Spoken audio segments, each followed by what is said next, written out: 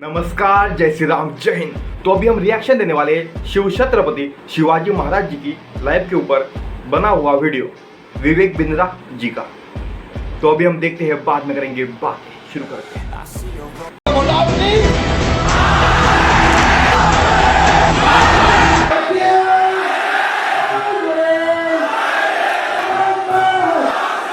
वापस आया हूं आज आपसे बात करने के लिए। मैं Vivek Bindra, motivational speaker, leadership consultant और बिजनेस कोच। आज बात करूंगा छत्रपति शिवाजी के विषय में।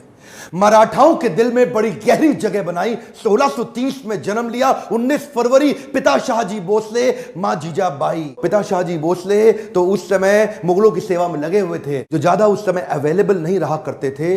तो मां जीजाबाई जिन्होंने ज्यादा समय बिताया छत्रपति शिवाजी के साथ में। शिवाजी छोटा सा बच्चा, उसको बचपन से ही महाभारत से लेकर रामायण तक, रामायण से लेकर भगवद गीता तक और सारी पौराणिक कथाएं उनको सुनाया करती थी। असर क्या हुआ, छोटी उम्र से ही एक स्वाभाविक नेचुरल लीडरशिप शिवाजी के अंदर दिखने लगी। छोटा सा बच्चा, लेकिन वहीं पे मावल नाम की एक जगह, एक स्थान जहां पे कई गांव हुआ करते थे, जो पुणे के नजदीक था। आज का जो पुणे है ना, महाराष्ट्र में, उधर ही मावल के पिछड़े और गरीब लोग, लेकिन वो उनमें साहस बहुत था। तभी शिवाजी ने देखा, 12-15 साल की उम्र में उसने देखा, वहां पे 3 साल उन जंगलों में वहां घूमता रहा, लोगों के बीच में रहा। तो उसने देखा ये लोगों में ताकत बहुत है, शक्ति बहुत है, पर ये अनगाइडेड मिसाइल है। एक दिन उसने सारे दोस्तों को और वहां पे गांव के कई लोगों को इकट्ठा किया और उनको क्या बताया कि मराठाओं को मुगलों के नौकर के रूप में जाना जाता है। और ये जो नौकर होता है ना, ये जो गुलामी है, ये एक मानसिकता है और कुछ नहीं है। It is a state of mind. इस गुलामी को तोड़ना है, मराठाओं को इससे बाहर निकलना है। तो ये निजामी शाह, आदिल शाह, इनके चंगुल से मराठाओं को पहली बार बाहर निकालने के लिए ये गांव वालों को उन्होंने तैयार किया। खंजर निकाला और अपना रक्त निकाल के काट के भगवान के शिवलिंग का रक्त अभिषेक कर दिया। और तभी इन्होंने ऐलान किया कि मैं स्वराज यात्रा निकालना चाहता हूं। ये स्वराज यात्रा, ये क्या कहते हैं, गुलामी एक मानसिकता है। क्या है? एक मानसिकता है। आप गुलाम अपनी मानसिकता के कारण है। और वहां पे गुलामी की मानसिकता से मराठाओं को निकाल के खड़ा करने के लिए अब टीम तो छोटी थी, मैन पावर थी नहीं, रिसोर्सेज थे नहीं, उतने फंड्स थे नहीं, उतनी पीछे से सपोर्ट और ताकत और कोई अलायंस अभी तक था नहीं। तो शुरुआत बहुत इंटेलिजेंट थी। देखिए, ये जो थे ना, ये व्यक्ति छत्रपति शिवाजी, सारे सुनिए, भारत को पता होना चाहिए, छत्रपति शिवाजी एक कंबाइंड अवतार मान सकते हो आप। महाराणा प्रताप के शौर्य और उनकी ताकत और उनके साहस का, और कौटिल्य चाणक्य पंडित की उनकी बौद्धिक शक्ति, उनकी बुद्धि और उनकी कुटिल नीतियों का, ये कंबाइंड अवतार थे। तो ये क्या करते हैं, छापामार युद्ध करते हैं, द्विकंटक नीति के साथ जाते हैं। इसको क्या बोलते हैं, गोरिल्ला वॉरफेयर। और गोरिल्ला वॉरफेयर इसे कहते हैं गनीमी कावा। छोटी उम्र के अंदर इतना इंटेलिजेंस, इतना इंटेलिजेंस। गनीमी का मतलब क्या है, दुश्मन, और कावा मतलब उसको बेवकूफ बना के हराने की टैक्टिक्स। ये ऐसे टैक्टिक्स से लड़ते थे, इनको पहाड़ी चूहा बोलते थे, कि पहाड़ों के अंदर से कहां से निकल के किधर से निकल के आके दुश्मन पे अटैक करेंगे। छोटी सी सेना इन्होंने शुरू करी थी और अपना साम्राज्य दक्षिण से लेकर के ऊपर तक, गुजरात तक, इधर बहुत जगह फैलाया। एक बार उधर ही के मुगल राजा आदिल शाह ने मराठाओं के बीच में से इनके पिता को उठा करके जेल में डाल दिया, कारावास दे दिया। और ये बहुत दिन तक सोचने लगे कि क्या करें। और तभी देखिए, उसी समय में शाहजहां भी था दिल्ली के अंदर, और शाहजहां भी हालांकि है वो भी मुसलमान और आदिल शाह भी मुसलमान, लेकिन पॉलिटिक्स तो पॉलिटिक्स है ना। तो मुगल राजाओं को उन्होंने आपस में कैसे भिड़वाया, उधर उनको सपोर्ट और अलायंस की बात करी। इतने मास्टर अलायंस के मामले में, कब कहां किससे अलायंस बिल्ड करना। शाहजहां को बोले कि आप इस पर इन्फ्लुएंस डालो, ये मेरे पिता को छोड़े, और शाहजहां उनकी बात मान गए। शाहजहां को उन्होंने बोला कि तुम्हारे कई युद्ध होने वाले हैं नॉर्थ में, और उस समय पीछे से अगर तुम्हें यहां से मदद की जरूरत पड़े तो मैं छत्रपति शिवाजी तुम्हारी मदद करूंगा। इसको बोलो आदिल शाह को मेरे पिता को छोड़े। छुड़वा दिया। छत्रपति शिवाजी, इनके लिए युद्ध जीतना जरूरी था, लड़ना भले ही जरूरी ना हो। कई बार तो ये लड़े बिना भी युद्ध जीत जाते थे। यही तो उनकी चतुराई थी। इसे क्या कहते, सामने वाला सरेंडर कर देगा, स्वॉर्ड निकाले पहले, स्वॉर्ड निकालने से पहले, surrender before the sword comes out. इनकी बुद्धिमत्ता क्या थी कि ये एनिमी से अलायंस क्रिएट कर लेते थे। जो इन्हें बर्बाद करने आता था वही इनको आबाद करके जाता था। पोर्टफोलियो डाइवर्सिफिकेशन में बड़े मास्टर थे। ये नहीं कि एक ही जगह लगे रहे, साथ साथ पैरेलल लीडरशिप बिल्ड करते थे। उधर कोंकण कोस्टलाइन के पास में जो आज का गुजरात है, महाराष्ट्र है, आज का गोवा है, आज का नीचे तक कर्नाटक है, ये पूरी कोस्ट लाइन पे इन्होंने एक नेवी बिल्ड करी, नेवी की सेना, समुद्री सेना को तैयार किया। एक्चुअली छत्रपति शिवाजी को फादर ऑफ इंडियन नेवी भी बोला जाता है। और एक और बात आप सीखते हैं, preparation of scenario analysis. Scenario analysis का मतलब क्या है? आने वाले समय में सिनेरियो ए होगा तो मैं ऐसे लड़ूंगा, बी होगा तो ऐसे लड़ूंगा, सी होगा तो ऐसे लड़ूंगा। सिनेरियो की तैयारी पहले रखनी चाहिए। उस समय वहां का तानाशाह आदिल शाह, जो उस समय तक शिवाजी से बहुत तंग आ चुका था, बहुत परेशान हो चुका था, इन्होंने अपने सबसे बड़े सेनापति, सबसे चीफ जनरल अफजल खान को भेजा कि अफजल खान इसको खत्म करके आओ किसी तरीके से। अफजल खान जानता था शिवाजी एक ईमानदार आदमी है, तो उसको एक प्रपोजल भेज दिया, शिवाजी मैं तुमसे अकेले मिलने आऊंगा, संधि करना चाहता हूं, अकेले मिलोगे मुझसे? शिवाजी बोले ठीक है, अकेले मिल लेते, मुझे कोई समस्या नहीं।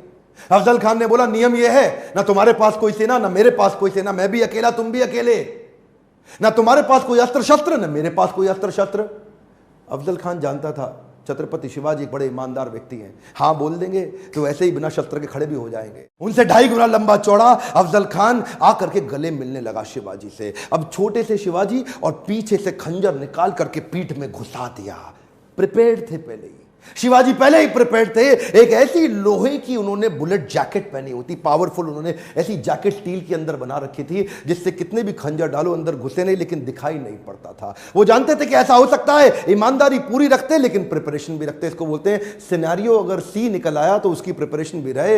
हाथ पीछे से खींचा और उनका सिंह नख बाहर निकल आया। और वो जो सिंह नख नाम का उनका जो चाकू होता है ना, वो चाकू शेर के पंजे जैसा इतना सॉलिड कि उसको घुसाया पेट में। अफजल खान का किडनी वहां से बाहर निकाल दी फाड़ के। और यहां रुके नहीं, इसको मारते ही अब इसकी सेना का पूरा मनोबल तोड़ दिया, उनकी मानसिक दशा को कमजोर करके उनका प्रतापगढ़ किला जीत गए। सबसे बड़ी लर्निंग एक और है, पहले तो प्रिपरेशन रखो पूरी वर्स्ट के लिए, और उसके बाद अगर जीत गए या हार गए उसको अपने ऊपर हावी मत होने दो, अगले के लिए चालू कर दो। अभी इतनी बड़ी जीत मिली कि ये नहीं कि मतलब अब जाके बैठ के आराम करें जी, बहुत बड़ा किला जीत गए, बहुत बड़ा किला जीत गए। 18 दिन के अंदर अगला किला पनहल का, फोर्ट ऑफ पनहल, उसको भी कैप्चर कर लिया। अच्छा, एक हारने का उदाहरण भी देखिए, मिर्जा राजा जयसिंह उस समय हुआ करते थे। अब इन्होंने मुगल लोगों ने राजा जयसिंह को मिर्जा बना लिया था, अपने साथ जोड़ करके अपनी सेना में ले लिया। एक दफा मिर्जा राजा जयसिंह ने इनको एक युद्ध में हराया और इनसे पुरंदर की ट्रीटी साइन करा ली। पुरंदर की ट्रीटी साइन कराते वक्त इनके 23 किले इनसे छीन लिए गए और 23 किले अब इनके हाथ से निकल गए। वो उनके लिए हार थी, हाँ हार थी, लेकिन हारने के बाद भी नहीं रुकते। ये क्या किया? Come on, bounce back, come on, क्या याद है ना आपको? Bounce back. और कैसे बाउंस बैक किया? पुरंदर की संधि में 23 किले हाथ से निकल गए, हाँ निकल गए, लेकिन रुकना तो है नहीं। अगले कुछ सालों के अंदर 23 किले हारे पर 360 किले और जीत गए। 360 किले इन्होंने, जो फोर्ट होते हैं ना, कई मैंशन, एक के बाद एक के बाद। इनकी लड़ाई किसी भी प्रकार से किसी धर्म के अगेंस्ट नहीं थी, इनकी लड़ाई थी मराठाओं की रक्षा करने के लिए। ये मराठाओं के लिए खड़े, ये मुसलमानों के अगेंस्ट नहीं, मुगलों के अगेंस्ट थे। वो मुगल जो विदेश से आए उनके अगेंस्ट थे, क्योंकि मुसलमान तो उनकी टीम में बहुत सारे थे। इनके कई सारे बड़े बड़े आर्मी के जनरल ही मुसलमान हुआ करते थे, इनके कई दोस्त भी मुसलमान थे, इनके जो एक अपनी टीम के वजीर आजम वो भी मुसलमान थे, इनके कई गुरु भी मुसलमान थे। लेकिन ये मुगलों के खिलाफ थे जो आके मराठाओं को तंग करके उनको नौकर बनाया था। बाहर से आके मुगलों ने मराठाओं को जो तंग किया, उनकी पीड़ा को वहीं से इन्होंने टीम को नीचे नीचे से इकट्ठा करके छापा मार युद्ध से आज इतनी बड़ी सेना खड़ा कर ली। अच्छा, एक बात और जो इस वीर मराठा को मुगलों से अलग करती थी, वो खास बात थी इनका स्त्रियों के प्रति विशेष सम्मान। क्या बोलते थे? मां, औरतें और बच्चे, इनको कोई तंग नहीं करेगा चाहे कुछ भी हो जाए। और ये जो इनकी लीडरशिप विजडम थी ना, ये बचपन में महाभारत, भगवत गीता, रामायण पढ़ने से जो इनके अंदर आई, ये इन्होंने अपने सैनिकों में भी कूट कूट के डाल दी थी कि अगर किसी, देखिए जहां उसी समय मुगल लोग औरतों को उठा लिया करते थे, उनका अपहरण करते थे, उनका रेप कर लेते थे, उनको उनके मंदिर तोड़ना, उनको मारना पीटना, वहीं ये क्या बोले, किसी दूसरे धर्म का अपमान नहीं करेंगे, किसी दूसरे की स्त्री को गलत नजर से कभी देखेंगे नहीं, और अगर मेरा कोई सैनिक देखते हुए मिल गया तो उसको खत्म कर दूंगा। इन्होंने वो वैल्यूज अपनी टीम के अंदर डाल दी। इनकी ये क्वालिटी ने इनको इतनी रिस्पेक्ट अर्न करी, इतनी रिस्पेक्ट अर्न करी कि लोग अपनी जान देने लग गए। इस वीर मराठा की कथा मैं चाहता हूं पूरे देश तक पहुंचे। आज अगर आप में थोड़ा सा भी आप में इच्छा है कि हमारे देश के इस इतिहास को कोई भूल ना जाए, इसको व्हाट्सएप पे फैला दीजिए।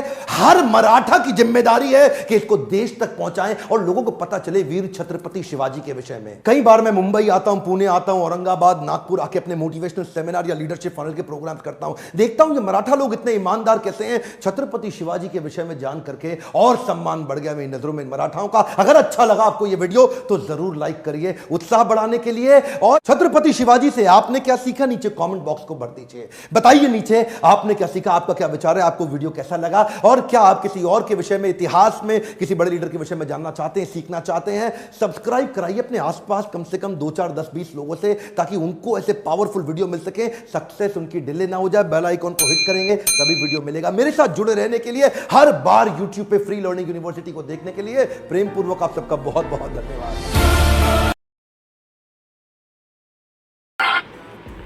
जो सर ने लास्ट में बोला कि हर मराठा की जिम्मेदारी है ये वीडियो शेयर करना, तो मुझे लगता है सिर्फ मराठा नहीं, हर हिंदू की जवाबदारी है शिव छत्रपति के बारे में सबको पता चाहिए ही चाहिए।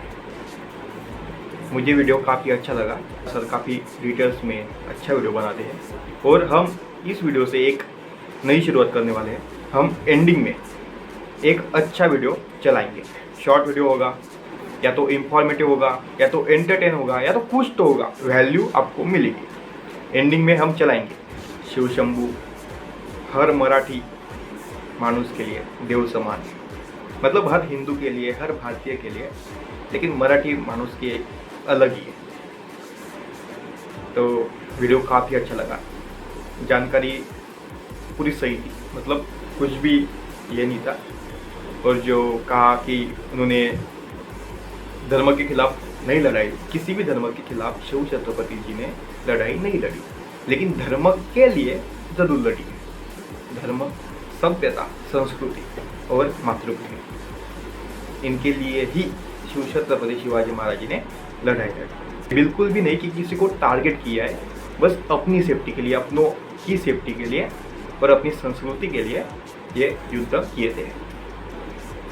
और हम शिव धर्मवीर संभाजी महाराज जी के ऊपर भी वीडियो बनाने वाले हैं, या फिर बन गया होगा, तो आप जल्दी से जाइए और चैनल पर चेक कीजिए। और अगर आपने ये वीडियो नहीं देखा तो देखिए।